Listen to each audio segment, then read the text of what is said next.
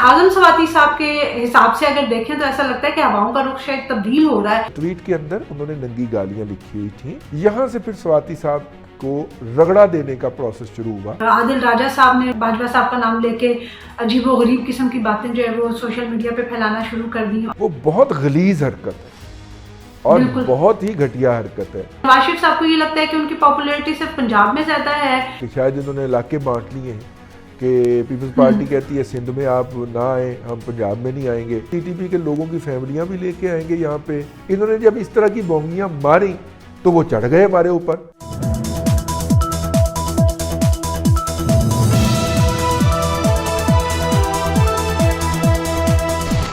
अस्सलाम वालेकुम नाज़रीन, प्रोग्राम बात से बात के साथ मैं हूँ आपकी मेज़बान अफीफा रो और मेरे साथ मौजूद है मुल्क के नामवर तजिया का रिजवान रज़ी साहब। अस्सलाम वालेकुम सर। वालेकुम अस्सलाम। सर, नए साल की जो सेलिब्रेशंस थी ना उसमें हमारे जो सियासी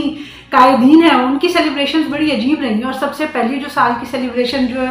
कामरान टिसोरी साहब के साथ हुआ वो तो खैर उसकी जितनी मजम्मत की जाए कम है और उस हिसाब से अल्लाह करे कि उनका अगला साल, ये वाला पूरा साल जो है वो बहुत अच्छा गुजरे। लेकिन आजम स्वाति साहब के हिसाब से अगर देखें तो ऐसा लगता है कि हवाओं का रुख शायद तब्दील हो रहा है क्योंकि उनको ज़मानत मिल गई है और सुना है कि उनकी अब जो है वो मुश्किलात वो काफ़ी कम होना शुरू हो जाएंगी। तो आपके पास क्या खबर है कि ये मामला कहाँ जाके रुकेगा? खबर तो वही है जो इस वक्त मीडिया पे चल रही है। आजम स्वाति साहब ने इस्लामाबाद हाई कोर्ट के चीफ जस्टिस साहब जो थे उनके ऊपर अदम एतमाद का इजहार किया था और उन्हें एक खत लिखा था, ओपन लेटर लिखा था और वो ओपन लेटर मीडिया को जारी हो गया था। और आपको पता है कि पीटीआई की सोशल मीडिया टीम कितनी जालिम है और कितनी मौसर है, तो उन्होंने वो जो था वो लगा लिया, ठीक है, वो मेरा मतलब है उसको सर्कुलेट कर दिया। तो आज जब उनकी ज़मानत की दरख्वास्त जो है वो टेकअप हुई तो जज साहब ने कहा कि ये उन्होंने हमें लेटर लिखा हुआ है। उनके साहबजादे आजम स्वाति के साहबजादे जो हैं वो बैरिस्टर हैं और वो अपने वालिद साहब का केस भी प्लीड कर रहे थे। तो उन्होंने कहा कि ये मेरे वालिद साहब ने ख़त लिखा हुआ है, यानी कि चीफ जस्टिस जो कि वो बेंच की उन पे मुश्तमिल था, उनके कहने का मतलब ये था कि आप इस बेंच में ना बैठिए, ठीक है। तो इस पे उन्होंने चीफ साहब ने कहा कि ठीक है, मैं ये चूँकि मामला जो है ये अहम नौइयत का है तो मैं इस पे बड़ा बेंच बैठा देता हूँ और मैं इसमें से उठ जाता हूँ। लेकिन बड़ा बेंच जो है वो अगले हफ्ते दस्तयाब है, तो वो अगले हफ्ते फिर बेंच इस केस को टेकअप कर लेगा। इसके ऊपर फिर उन्होंने फ़ौरन कहा, अपनी बात वापस ले ली और कहा कि जी नहीं, मैं इस पे प्रेस नहीं करना चाहता, आप मुकदमा सुनें, ठीक है। और यूं फिर मुकदमा सुना गया और उस मुकदमे की उनको ज़मानत दे दी गई। देखिए, ये इस नौइयत का दूसरा मुकदमा था, दूसरा केस था या दूसरी एफआईआर थी। जनाब आजम स्वाति, जिनको बाज़ लोग जो हैं उनके पुराने नाम बशीर से भी मुखातब करते हैं, वो बशीरे के नाम से मारूफ थे, अपने इलाके में कहा जाता है। तो आजम स्वाति साहब जो थे उन्होंने पहले पाकिस्तान के कुछ आला ओहदों पे फाइज लोगों के बारे में जिनकी आइडेंटिटी सामने नहीं आनी चाहिए उनके बारे में सोशल मीडिया पे गालिब गलोच की थी, उनके खिलाफ एफआईआर दर्ज हुई थी। एफआईआर में उन्हें बेल मिल गई थी। जो पिछले चीफ जस्टिस थे इस्लामाबाद हाई कोर्ट के वो समर मिनल्ला के भाई हैं अतर मिनल्ला साहब, उन्होंने बेल दे दी थी। तो इन्होंने आके फिर वही हरकत की, ना सिर्फ कि वर्बली की, इमरान खान साहब का जो आखिरी जलसा था इस्लामाबाद पिंडी में, जो इस्लामाबाद में हुकूमत गिराने जा रहे थे, ना सिर्फ वहाँ पर उन्होंने ज़ुबानी बात की बल्कि फिर उसी रात को ही वो लिख के सोए और इसको लिख के उस ट्वीट के अंदर उन्होंने नंगी गालियाँ लिखी हुई थी कुछ लोगों को और कहा था, धमकी दी हुई थी कि मैं तुम्हें नहीं छोड़ूंगा। सुबह जब उनको होश आया, सुबह जब वो उठे और उन्हें पता चला कि ये ज़्यादती हो गई है मेरे से, तो उन्होंने वो ट्वीट डिलीट भी कर, ठीक है। इसके ऊपर फिर दूसरी एफआईआर दर्ज हुई। यहाँ से फिर स्वाति साहब को रगड़ा देने का प्रोसेस शुरू हुआ। हम इस रगड़ाबाजी के खिलाफ हैं और रगड़ा सर, ये इदारों की जो आप बात कर रहे हैं, ये अभी एक आध दिन पहले आदिल राजा साहब ने जो है वो बाजवा साहब का नाम लेके अजीबो गरीब किस्म की बातें जो है वो सोशल मीडिया पे फैलाना शुरू कर दी, और फिर उसके बाद हमने देखा कि इमरान खान साहब भी अब बाजवा साहब को लेके तरह तरह के बयान दे रहे हैं। तो आपको नहीं लगता कि ये तो सिलसिला एक नए तौर पे दोबारा से वो चीज़ जैसे रिफ्रेश होके एक वो गंद फैलाना इन्होंने शुरू कर दिया, बजाय ये कि चीज़ों को ज़रा कंट्रोल मिले और वो थोड़ा कूल डाउन हो? चलिए मैं इस हवाले से आपको एक खबर दे रहा हूँ है। तो खबर ये है कि ये जो आदिल राजा साहब हैं, इनके ख़िलाफ़ लंदन की अदालत के अंदर एक मुकदमा होने जा रहा है, ठीक है। इन्होंने कुछ लोगों के ख़िलाफ़ अपने व्लॉग के अंदर गुफ्तगू की, और वो जो लोग हैं वो हमारे फ़ौज से रिटायर्ड लोग हैं, उनको इन्होंने मलाइन किया, और ये इनके ख़िलाफ़ डेफेमेशन सूट होने जा रहा है। बस फौज के खिलाफ लोगों को भी किया, और दूसरी साइड पे जो लोग हैं वो भी ऑब्वियसली पाकिस्तानी सेलिब्रिटीज हैं, उनको जिस तरह से मलाइन करने की कोशिश की, मतलब किसी की भी अगर कैरेक्टर असैसिनेशन की जाए तो वो बहुत बुरी बात है, वो बहुत गलीज हरकत है और बहुत ही घटिया हरकत है। मतलब आप उनको 2 वजह से बल्कि 3 वजह से उनको मलाइन कर रहे हैं, ठीक है। एक कि वो सेलिब्रिटी हैं, खूबसूरत हैं ख़वातीन, दूसरा वो ख़वातीन हैं, आप उनके इस पहलू को भी एक्सप्लॉइट करने की कोशिश कर रहे हैं, और तीसरा कि वो मारूफ शख्सियात हैं, मारूफ चेहरे हैं पाकिस्तान के,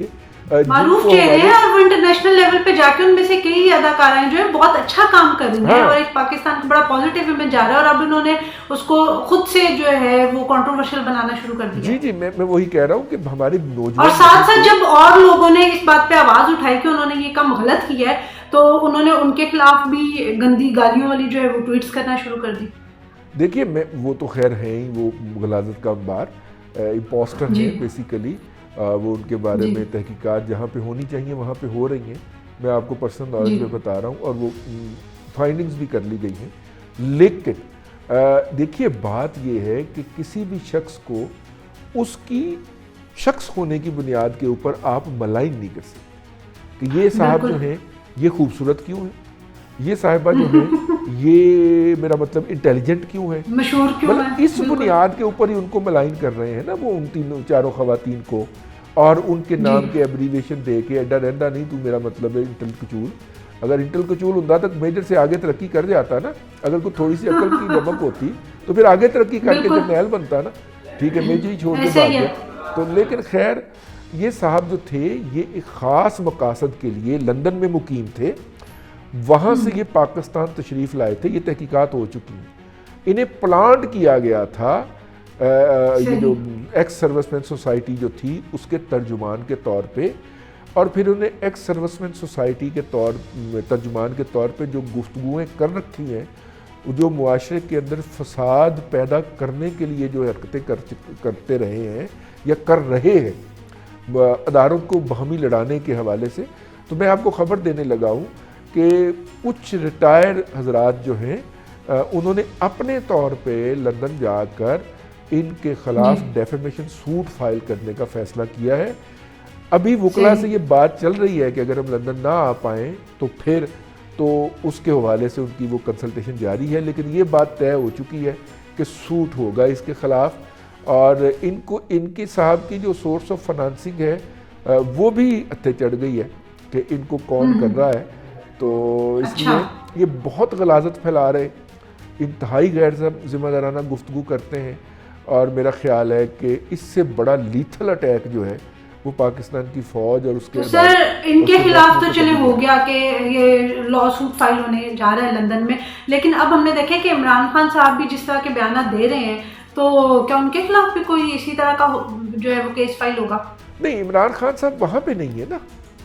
इमरान खान साहब पाकिस्तान में बैठ के ये बयान देते हैं, तो इमरान खान लंदन के अंदर केस फाइल होने की बुनियादी शर्त क्या होती है भला, कि या तो दोनों फरीकैन जो हैं वो इंग्लैंड के अंदर लंदन के अंदर मुकीम हो, ठीक है, नंबर 1, तो फिर केस वहाँ पे फाइल हो सकता है, या उनमें से कोई एक फरीक मौजूद हो लेकिन जुर्म की नोयत ऐसी हो कि वो लंदन की हदूद के अंदर हुआ हो, तो फिर वहाँ पे केस फाइल हो सकता है। और भी हैं उसकी, लेकिन सर फिर इमरान खान साहब रुकेंगे कैसे हैं? عمران خان صاحب کو کیسے روکا جائے گا اس طرح کے بیانات دینے سے؟ دیکھیے بات یہ ہے کہ عمران خان صاحب کے یہ بیانات میڈیا کے جن آؤٹ لیٹس پہ آتے ہیں، یہ میری رائے ہے، آئی مے بی رانگ، جی، لیکن میرے خیال میں ایزیسٹ وے یہ ہے کہ عمران خان صاحب کا بیان جو ہے وہ سیٹلائٹ ٹی وی چینل پہ چلتا ہے، ٹھیک ہے، جی، اور اگر وہ سیٹلائٹ ٹی وی چینل کسی ڈیولپ کنٹری کے اندر بیم ہو رہا ہے، یعنی امریکہ کے اندر، برطانیہ کے اندر، فرانس کے اندر، جرمنی کے اندر، اور وہاں پہ وہ پروگرام وہ نشر کر دیتے ہیں، تو پھر وہاں کی جو وہاں پہ بیٹھے ہوئے لوگ جو ہیں وہ ان کے خلاف کیس کر سکتے ہیں۔ میں پہلے اوورسیز کی بات کر لوں، نمبر 1۔ نمبر 2، لیکن اوورسیز میں تو زیادہ تر ان کے اپنے ہی فالوورز ہیں، تو اس طرح کے چانسز زیادہ تر کم ہو نہیں جاتے ہیں، ہیں۔ وہ پروپیگنڈا زیادہ ہے۔ دوسرا جو ہے، دوسری صورت اس میں کیا ہے کہ وہ وہاں پہ ان اداروں کو انہوں نے کرنا ہے نا، جیسے یوٹیوب پہ انہوں نے کوئی ایسی الزام لگایا، جیسے انہوں نے دیکھے نا مریم کی ذات کے اوپر حملہ کیا ہے میک اپ کے حوالے سے نا، عورت کا تو حق ہے نا بیوٹیفیکیشن کرنا، اور فطرت اس کی یہ ڈیمانڈ کرتی ہے، آپ اس کے اس حق کو اس کی شخصیت کی خامی نہیں بنا سکتے، یا اس بنیاد پہ اس کو تانا زنی نہیں کر سکتے، ٹھیک ہے، وہ مطلب کہ یہ، اور پھر آپ جبکہ آپ کا ان سے براہ راست کوئی تعلق بھی نہیں ہے، پھر تو بالکل بھی نہیں کر سکتے۔ اور دیکھیے آپ یہ کر رہے ہیں، اور دوسری اسی نشست میں بیٹھ کے آپ یہ حق مانگ رہے ہیں کہ آپ کی جو بیگم ہے ان کے بارے میں کوئی گفتگو نہ کی جائے کیونکہ وہ گھریلو خاتون ہے، تو یہ دو عملی ان کو نہیں کرنی چاہیے۔ سر ایک اور بہت عجیب بات جو انہوں نے کی، جو خیر ہوتی ہوئی نظر بھی آ رہی ہے، کہ ایم کیو ایم کو شاید متحد کرنے کی کوشش کی جا رہی ہے، اور باپ پارٹی کے جو لوگ ہیں ان کو توڑ کے اور پیپلز پارٹی کو مضبوط کیا جا رہا ہے، تو آپ کو ایسا لگتا ہے کہ کیا واقعی اس طرح سے کوئی چیز ہو رہی ہے، ڈیولپ ہو رہی ہے، یا یہ بس بائی چانس اس طرح سے کچھ ہوا ہے اور صورتحال جو ہے وہ پولیٹیکل صورتحال کچھ بہتر ہو جائے گی؟ دیکھیے بات یہ ہے کہ پی ٹی آئی نے ابھی تو پی ٹی آئی نے ٹوٹنا شروع ہونا ہے، یہ تو آف شوٹس ہیں نا پی ٹی آئی کے، تو ان کو ابھی تو یہ تو سنبھالنا ہے، ان کے حمایتی تھے صرف۔ تو نواز شریف صاحب جو ہیں وہ پنجاب سے نکلنے کو تیار نہیں ہیں۔ نواز شریف صاحب جہاں پنجاب میں پولیٹکس کرتا چاہتے ہیں، اور پنجاب کے اندر بھی central Punjab, G T road اور ساہیوال چیچا وطنی تک نہیں، تو ویسے سر اس کی کیا وجہ ہو سکتی ہے؟ کیا نواز شریف صاحب کو یہ لگتا ہے کہ ان کی پاپولیرٹی صرف پنجاب میں زیادہ ہے، یا یہ صرف انہوں نے آپس میں کوئی حصے بانٹ لیے ہیں کہ جو سندھ ہے وہ پیپلز پارٹی کو دے دیں، یہ پنجاب رکھ لیں، اور پی ٹی آئی بھی کہیں نہ کہیں کے پی میں حکومت کرتی رہے اور سب کو اپنے اپنے حصے کی بوٹی ملتی رہے، یہ چیز ہے؟ ورنہ ادروائز جتنی بڑی پولیٹیکل پارٹیاں ہیں ان کو تو چاہیے کہ پورے پاکستان کے اندر جو یہ الیکشن پوری زور و شور سے لڑیں اور اپنی اکثریت بنائیں۔ جی بالکل آپ درست فرما رہی ہیں، میرا بھی یہی خیال ہے جو آپ نے کہا کہ شاید انہوں نے علاقے بانٹ لیے ہیں، کہ پیپلز پارٹی کہتی ہے سندھ میں آپ نہ آئیں، ہم پنجاب میں نہیں آئیں گے، اور آپ دیکھیں پیپلز پارٹی نے پنجاب کے اندر اپنی سیاست دفن کر لی ہے، اور مطلب ایسا ہی لگتا ہے، اور ادھر جے یو آئی نے کہا کہ جی آپ کے پی کے میں نہ آئیں، پختون ایریاز کے اندر اور ہزارہ کے اندر آپ، اور یہ زرداری صاحب کے تو یہ بیان بھی موجود ہے جس کا مطلب کرکس یہ تھا کہ وہ بلوچستان سے جو ہے وہ مسلم لیگ کو نکال باہر کریں گے، تو یہ تو ہوتا ہوا نظر آ رہا ہے۔ جی نہیں، وہ پرانی بات ہے، اور اگر آپ کو یاد ہو تو پہلی جو حکومت، پچھلی حکومت جو گرائی گئی تھی P T I P M L N کی، اس کا آغاز بلوچستان سے ہی ہوا تھا، اور زرداری صاحب تو وہی کہہ رہی ہوں نا کہ مطلب ایک وہ مائنڈ سیٹ تو وہی چل رہا ہے پیپلز پارٹی کا بھی، تو پیپلز پارٹی جو ہے وہ کسی، تو پھر یہ جو ان کی یہ جو پی ڈی ایم ہے یہ پھر صرف ایک آؤٹر فیس ہے، یا صرف یہ پی ٹی آئی کو کارنر کرنے کے لیے یہ اکٹھی ہو گئی ہیں، باقی ان کی اپنی سیاست وہی ساری کی ساری ہے جس طرح سے یہ پہلے چل رہے تھے؟ دیکھیے سیاست کے اندر جو ہے کبھی بھی مستقل دوست اور مستقل دشمن نہیں ہوتے، یہ بات عمران صاحب کے علاوہ، عمران احمد خان نیازی کے علاوہ باقی سب کو معلوم ہے۔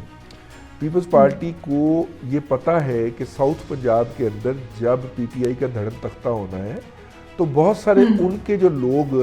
جو چھین کے پی ٹی آئی میں شامل کیے گئے تھے وہ واپسی کریں گے، تو اسے اپنا دروازہ کھلا رکھنا ہے، ٹھیک ہے۔ پی ایم ایل این کے اوپر بہرحال ایک یہ پریشر ہوگا، مطلب نہیں، لیکن اس بات سے تو پھر عمران خان صاحب کی بات سچی ہو گئی کہ نیوٹرلز ان کے لوگوں کو کہتے ہیں کہ جی آپ نیوٹرل رہیں، یا نیوٹرلز ان کے لوگوں کو کہتے ہیں کہ جی آپ اس جا کے پارٹی میں شامل ہو جائیں، تو اٹ مینس کہ ان کی ڈوریں تو پھر کہیں اور سے ہلائی جاتی ہیں۔ نہیں، بلکہ میں آپ کو ایک بات بتاؤں، اس دفعہ ایک اور عجیب و غریب بات ہو رہی ہے، ٹھیک ہے، اس دفعہ پی ٹی آئی کے کسی ورکر کو، پی ٹی آئی ابھی تک کسی ورکر کو فون کال آنے کا کوئی ثبوت پیش نہیں کر سکی. بھئی آپ کو ان نون نمبر سے بھی کال آئے تو وہ آپ کے ہاں فٹ پرنٹ تو چھوڑ کے جاتی ہے نا اپنے موبائل کے اندر, آپ اس کا اسکرین شاٹ لے کے شیئر کر سکتے ہیں. ابھی تک کوئی ایسی شیئرنگ نہیں ہوئی. لیکن میں آپ کو خبر کی بنیاد پہ بتا رہا ہوں, اس وقت وہ جو فون آیا کرتے تھے نا گمنام نمبروں سے یا ان نون نمبروں سے, وہ آ رہے ہیں پی ایم ایل این کو, پی ایس کو جی, اور انہیں یہ کہا جا رہا ہے کہ آپ نے اپنی پارٹی کا ساتھ نہیں چھوڑنا. مطلب فون کالز تو ہو رہی ہیں نا سر, فون کالز ہو رہی ہیں لیکن کسی اور کو ہو رہی ہیں. مطلب وہ لائن نیوٹرل ہو کے ڈسکنیکٹ تو نہیں ہوئی, فون کالز تو ہو رہی ہیں. ہاں بالکل ہو رہی ہیں, میں نے تو آپ کو خبر دی ہے کہ فون کالز ہو رہی ہیں لیکن دوسری سائڈ پہ ہو رہی ہیں, اور انہیں کہا جا رہا ہے کہ آپ نے اپنی پارٹی کا ساتھ نہیں چھوڑنا, آپ کو جو مینڈیٹ ملا ہے. تو سر اسی خبر کے ساتھ ایک چیز اور مکس کر رہے ہیں, اور پھر مجھے بتائیے گا کہ یہ جو سلامتی کونسل کا اجلاس ہو رہا ہے اور یہ دوسرا اہم اجلاس ہے اور فون کال کا سلسلہ بھی ابھی تک چل رہا ہے, تو پھر آپ کو کیا لگتا ہے کہ آنے والے دنوں میں کیا کیا ڈیولپمنٹس ہوں گی؟ دیکھیے اجلاس کے بھی اندر کی خبر آج آپ ہم سے شیئر کرنا. یہ لائٹر وین میں جاتے جاتے آپ نے ایک بہت سنجیدہ بات چھیڑ دی ہے. پچھلے نہیں, آپ جتنا لمبا جواب دیں گے میں بالکل تسلی سے سنوں گی آپ کا جواب. پچھلا جو اجلاس تھا, اس کا پہلے جو کور کمانڈر کے اجلاس ہوا 2 روزہ, پھر تیسرے روز جا کے چیف صاحب نے پرائم منسٹر سے ملاقات کی, پھر اس سے اگلے دن نیشنل سیکیورٹی کونسل کا اجلاس ہوا. انہوں نے اپنے جو تھے وہ مطالبات اور ٹارگٹ سامنے رکھے, حکومت نے اس سے ایگری کیا یا ان ٹارگٹس کے اندر تبدیلی کی, لے کے آئے. انہوں نے یہ کہا کہ اس کے لیے اتنے پیسوں کی ضرورت ہوگی, حکومت نے کہا ہمیں ورکنگ کر لینے دیں. تو ورکنگ کے بعد آج اجلاس ہے جب ہم یہ ولاگ ریکارڈ کر رہے ہیں, اس کی پریس ریلیز تو آ جائے گی, لیکن 2-3 موٹی چیزیں میں آپ کو بتاتا چلوں. ایجنڈا جو ہے اس کا وہ نمبر 1 کے اوپر ہے اکانومی, اور اکانومی کے اندر جو ہے وہ ایک کمپریہنسو معیشت کی بحالی کی رپورٹ ان کو پیش کی جائے گی. پچھلے این ایس سی کے اندر مجھے بتایا گیا کہ اس بات کو بھی بڑا سیلیبریٹ کیا گیا کہ افغانستان کو ہماری برآمدات جو اشرف غنی دور کے اندر صرف $50 کروڑ تک آ گئی تھیں, اب وہ برآمدات $2 ارب سے کراس کر گئی ہیں. تو یہ بھی ہم نے یہ بھی بتایا گیا, اور یہ مزید بڑھوتری کے امکانات ہیں, چیزیں آگے کی طرف جا رہی ہیں, کیونکہ افغانستان میں ہماری جو سینٹرل ایشیا کو جانے والی ایکسپورٹس ہیں ان کو کوئی تھریٹ نہیں ہے جو کہ پہلے ہوا کرتے تھے. ایک بات. دوسرا, یہ جو ٹی ٹی پی نے سر اٹھایا ہے, اور ٹی ٹی پی اپنے روٹس ڈھونڈتی ہے بیک ٹو افغانستان, اور افغانستان کے اندر ان کی پناہ گاہیں ہیں اور وہاں سے ان کو ہمدردی اور سپورٹ ملتی ہے, اس کا سدباب کیا جائے. اس حوالے سے وہاں پہ ایک ڈومیننٹ گروپ کا خیال تھا کہ ہمیں گفتگو لانچ کرنی چاہیے اور اس دوران اپنی تیاری کرنی چاہیے. اور اب دیکھیں اس کے اوپر دونوں صورتوں کی جو بھی سٹڈی یا رپورٹ ہوگی وہ پیش ہونی تھی اس کانفرنس کے اندر, اور کہ گفتگو کرنی ہے تو وہ ہم نے کس وایا میڈیا سے کرنی ہے, کس لیول پہ انگیج کرنا ہے. کیونکہ اگر میں آپ کو یاد دلاؤں تو دوحہ میں جو ایگریمنٹ ہو رہا تھا, اس ایگریمنٹ کے دوران ہی, اگر میں آپ کو یاد دلا پاؤں تو اس ایگریمنٹ کے دوران ہی جو تھا وہ یہ بات آئی تھی کہ جناب یہ آپ تحریک طالبان افغانستان کے ساتھ تو ایگریمنٹ کر رہے ہیں, ہم نے اٹھائی تھی, یہ ٹی ٹی پی کا کیا کرنا ہے جو ان کی پروردہ ہے, جو ان کے ساتھ اپنے آپ کو جوڑے ہوئے ہیں. تو اس پہ جو کہا گیا تھا وہ یہ کہا گیا تھا کہ یہ ان کا درد سار ہے افغانستان والوں کا. لیکن اس پالیسی کی یا اس ایگریمنٹ کی وائلیشن اس وقت ہوئی تھی جب بیرسٹر سیف اور فیض حمید نے ٹی ٹی پی کے ساتھ براہ راست مذاکرات شروع کر دیے تھے اور کہا تھا کہ جناب ہمیں مذاکرات کو ایک وقت دینا چاہیے. اگر ہم دوحہ ایگریمنٹ کے ساتھ جمے رہتے کہ جناب یہ افغانستان والوں کا معاملہ ہے, انہوں نے روکنا ہے, ہمارا ان سے کچھ لینا دینا نہیں ہے, ادھر آئیں گے تو ہم اڑا کے رکھ دیں گے. تو انہوں نے کہا کہ جی ہم ٹی ٹی پی کے لوگوں کی فیملیاں بھی لے کے آئیں گے یہاں پہ, وہ 10,000 کو آباد بھی کریں گے, عمران خان صاحب کہہ چکے ہیں. انہوں نے جب اس طرح کی بونگیاں ماری تو وہ چڑھ گئے ہمارے اوپر کہ ہم نے جب ایگریمنٹ, یہ بالکل ویسا ہی ہے کہ ہم نے کشمیر کا ایگریمنٹ جو تھا وہ نظر انداز کیا, انڈیا نے اسے اپنا حصہ بنا لیا. ہم ایک ایگریمنٹ کر کے آئے تھے یار انٹرنیشنل فورم پہ, امریکہ اس کا گارنٹر تھا. ہمیں کیا ضرورت تھی فیض حمید صاحب کہ ہم جا کے پھر پنگا لیں؟ ہمیں اسی بات پہ اسٹک کرنا چاہیے تھا کہ ٹی ٹی پی جو ہے وہ افغان حکومت کا مسئلہ ہے, اسے سالو کرنا ہے, ہمیں اس سے کچھ لینا دینا نہیں ہے. لیکن بارہ انہوں نے بونگی مار دی, جس کے نتیجے کے اندر اب ٹی ٹی پی ہمارے اوپر چڑھی ہوئی ہے. اور یہ سیکنڈ ٹاپ ایجنڈا ہے این ایس سی کی میٹنگ کا. کل ہم جب ولاگ کے اندر حاضر ہوں گے تو ہم اس کی پوری ڈیٹیل بھی آپ سے عرض کریں گے. جی ناظرین, تو آپ نے بات سنی رضوان رضی صاحب کی, اور جن سے میں ایگری بھی کرتی ہوں کہ یہ بعض اوقات ہمارے ہاں کوئی انسان بونگی مار دیتا ہے لیکن اس کا خمیازہ بہت سے لوگوں کو بھگتنا پڑتا ہے. لیکن یہ بونگی مارنے کا سلسلہ کہیں جا کے رک بھی نہیں رہا, یہ بہت پرانا سلسلہ ہے اور یہ آگے بھی بڑھتا چلا جا رہا ہے. اور ہماری جو سیاسی پارٹیاں ان میں بھی اسی طرح کی صورتحال چل رہی ہے. لیکن دیکھیں اللہ تعالیٰ پاکستان کے حق میں جو ہے وہ ان بونگیوں کو بہتر کرے, یا پھر ہمارے لوگوں کو عقل دے کے وہ اس طرح کے کام جو ہے وہ کم از کم نہ کیا کریں, تاکہ عوام کا اور پاکستان کا کچھ بھلا ہو سکے. آج کے ولاگ کے لیے اتنا ہی. آپ کو ویڈیو پسند آئی ہو تو لائک ضرور کیجیے گا, شیئر کیجیے گا, کمنٹ میں ہمیں اپنی رائے سے ضرور آگاہ کیجیے گا. انٹل دا نیکسٹ ٹائم, اللہ حافظ.